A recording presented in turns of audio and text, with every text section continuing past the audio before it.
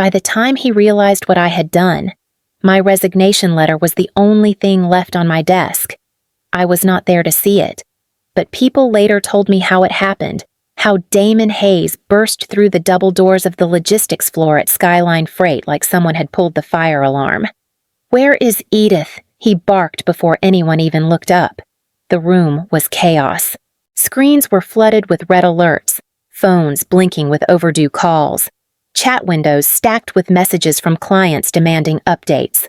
Someone near the operations table whispered, "North Corridor shipment failed again," and another voice shot back, "Because Edith is the only one who knew how to stabilize it, and she is not here." Damon's footsteps pounded toward my cubicle. "She better be at her desk," he muttered, low and angry, like he could force the world to obey him. But all he found was emptiness. My chair pushed in, my nameplate gone, my small plant missing. Just one sealed white envelope placed neatly in the center of my desk. "What the hell is this?" he snapped, grabbing it. The phones around him rang louder. Someone shouted, "Damon, the client from Ridgeway wants Edith personally. They said no one else touches their account." He ignored them, ripped open the envelope, and unfolded the single page inside. My resignation letter. Short, plain, final. His face drained. "No, she didn't." A junior analyst tried to approach him. "Sir, the system keeps looping. We cannot reroute anything without her manual override notes." Damon cursed, slammed the paper on my desk, and hissed under his breath. She blindsided us. She actually left. Maybe that is when the realization first hit him how much of the company's pulse had been resting quietly in the work I did every single day. How many crises I had kept from turning into disasters. How many nights I spent patching code he never bothered to learn existed. And while he stood there, surrounded by ringing phones and panicked voices, my own voice finally cut in. "You want to know how we got here? It did not start with chaos. It started with a 10% raise request. What led to the moment where walking away became my only choice? Tell me, after 6 years of loyalty, is 10% too much to ask? My name is Edith Larson. I am 39 years old, and I have spent 6 years inside Skyline Freight learning every flaw, every loophole, and every emergency shortcut the company pretended did not exist. 6 years of overtime nights, snowstorms spent in a silent office while the city outside froze over, and mornings when I left my mother's hospital room just in time to restart a failed routing system before a client pulled a contract worth more than $200,000. I never asked for anything. Not a bonus, not a promotion, not a thank you. My parents raised me on the belief that gratitude makes you easier to keep, and for most of my life, I thought that was a virtue. But now my mother's physical therapy plan had doubled in cost, and the last bill I opened made my hands shake.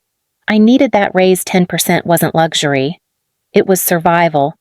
I sat at my desk with a stack of charts I had prepared over the past month, route optimization reports, cost-saving logs, customer retention graphs Damon never bothered to look at.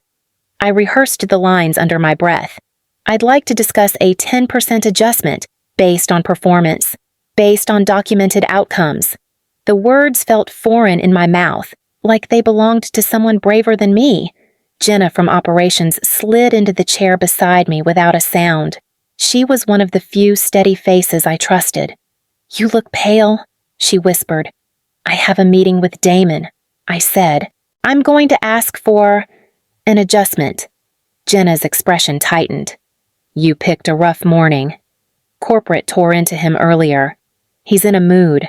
My stomach folded in on itself. She touched my arm gently. "You deserve this." "Edith, just remember that."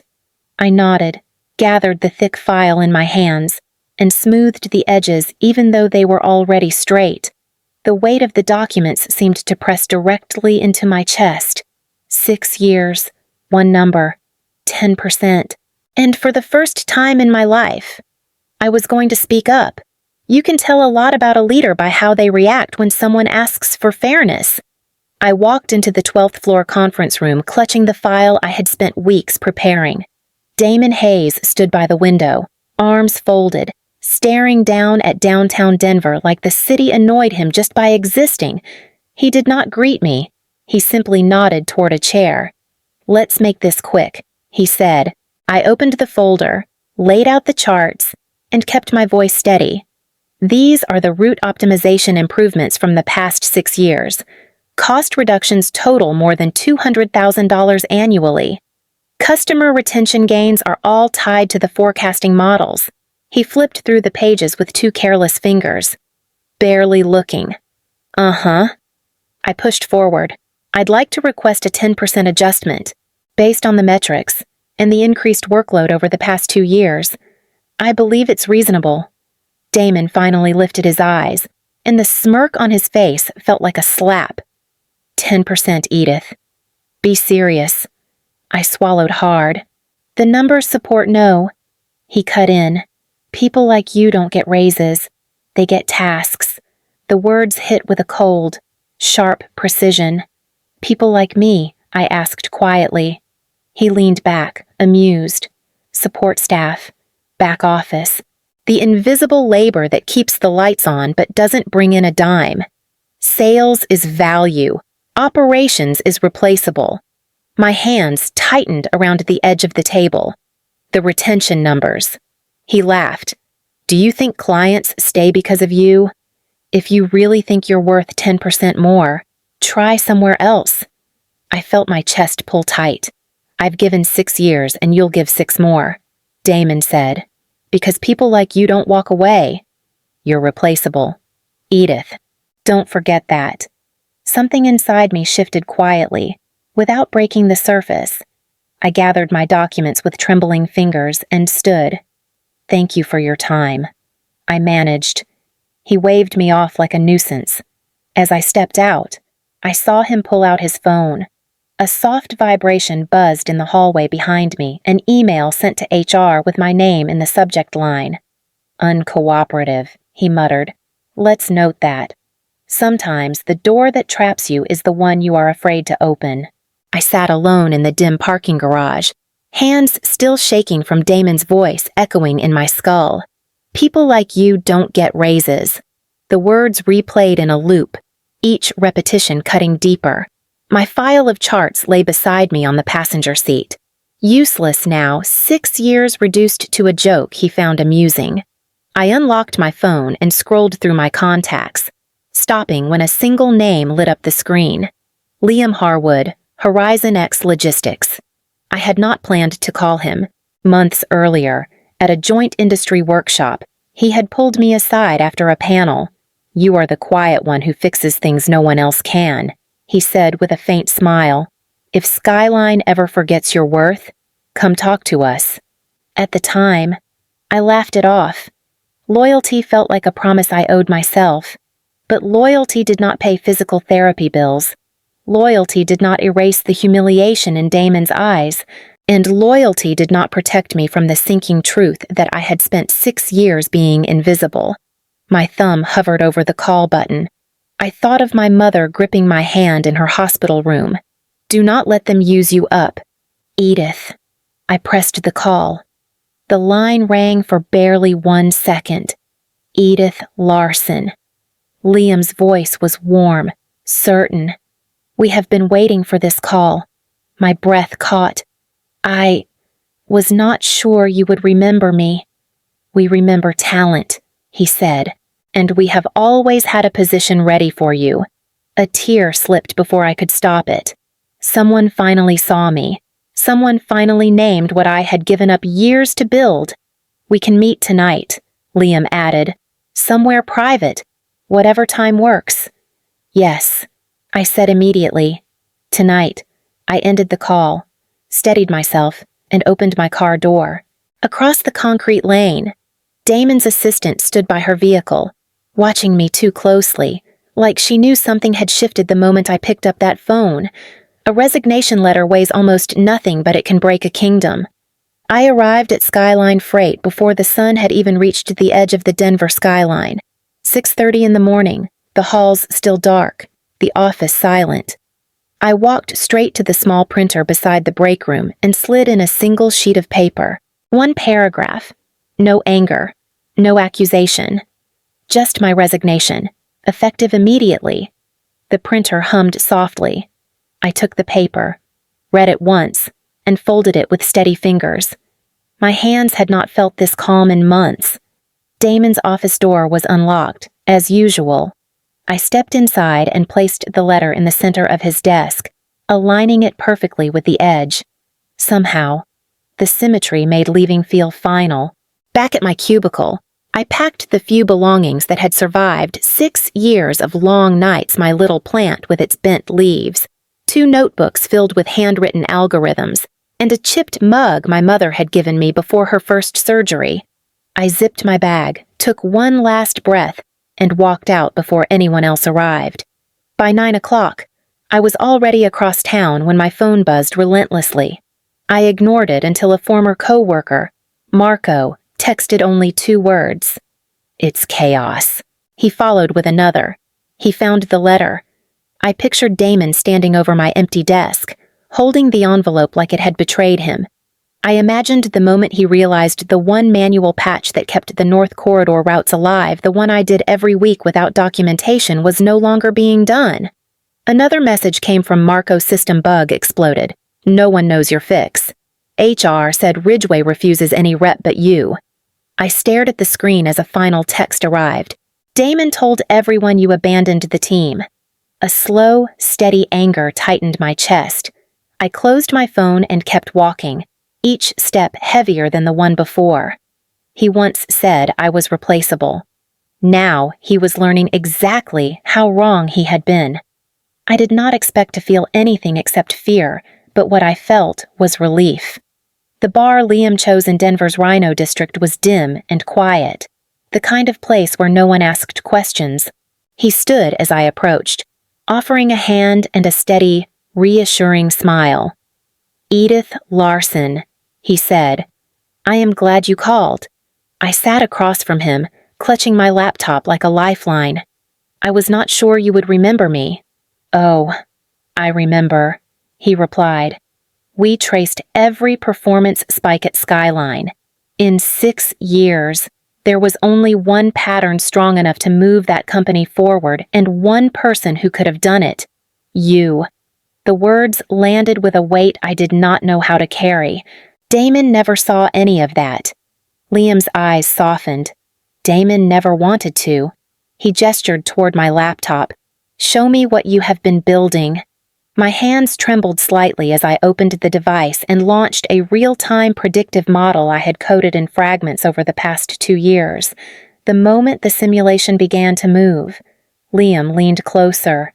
2 Horizon X engineers who had joined him shifted forward, eyes narrowing with focused interest. "This is your work alone?" one of them asked. "Yes," I said quietly. Without warning, Liam slid a corrupted data set across the table. "Real scenario. Noise contamination. Think you can stabilize it?" I breathed once, deeply, and set to work. Filters, recalibration, sequence rebuilding. 12 minutes later, the model produced a clean, accurate forecast. The engineer exhaled. "Our team has been stuck on that for 2 weeks. Liam closed my laptop gently. "Edith, here is what we can offer you: triple your current compensation, full autonomy over the forecasting division, a team under your direction, and every line of credit under your name where it belongs." My throat tightened. "My team at Skyline. They do not deserve what Damon is doing."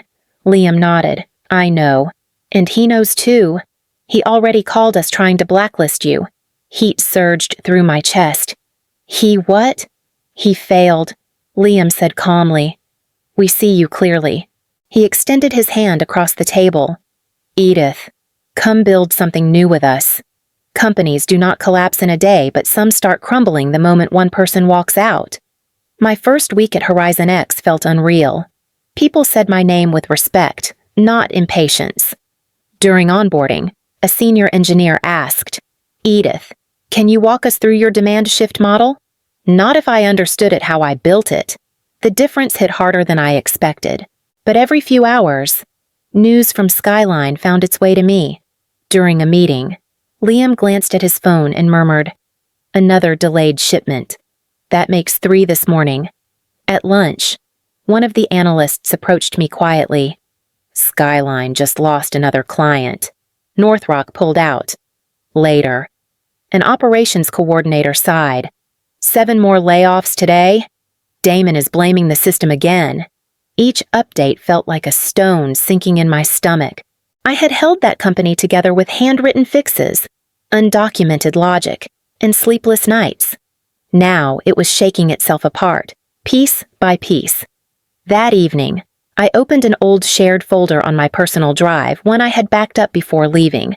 Buried inside was a set of report drafts I recognized immediately.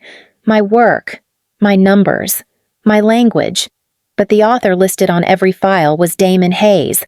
I stared at the screen until my hands went cold. My mother called as I was shutting down my laptop.